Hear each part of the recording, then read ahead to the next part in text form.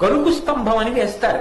ఆ గరుకు స్తంభం వేస్తే అది ఏం చేస్తుందంటే కంటి కింద దురద పెడితే కంటిని ఇలా పెట్టి ఎంతవరకు గోక్కోవాలో అంతవరకే గోక్కుంటుంది. గంగడోలు దురద పెడితే గంగడోలు దానికేసి రుద్దుతుంది. అలా ఆవు కాని గరుకు స్తంభాన్ని రుద్దినప్పుడు కొన్ని వెంట్రుకలు రాలి కింద పడిపోతాయి. పితృదేవతలు ఎదురు చూస్తుంటారట, నా వంశంలో ఎవడైనా గరుకు స్తంభం వేసేవాడు ఉన్నాడా.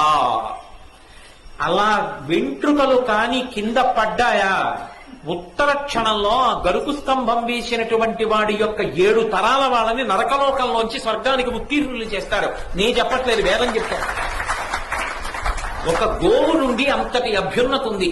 అందుకే గోశాలలో గరుకు స్తంభాలు వేయడానికి మేము విరాళాలు ఇస్తామంటే నేను ఎవ్వరి దగ్గర నయా పైసా పుచ్చుకోవద్దని చెప్పాను. ఇంత కష్టపడి శ్రమదానం చేసిన వాళ్ళు ఎవరున్నారో అందరికీ ఆ ఫలితం దక్కాలి. అందరి పేరు మీద గోశాల వాళ్ళని గరుకు స్తంభాలు వేయమని చెప్పారు తప్ప ఒక్కళ్లే గరుకు స్తంభాలకి విరాళం పుచ్చుకోవద్దు అని చెప్పాను నేను. అందరికీ దక్కాలి ఆ భాగ్యం. వేదం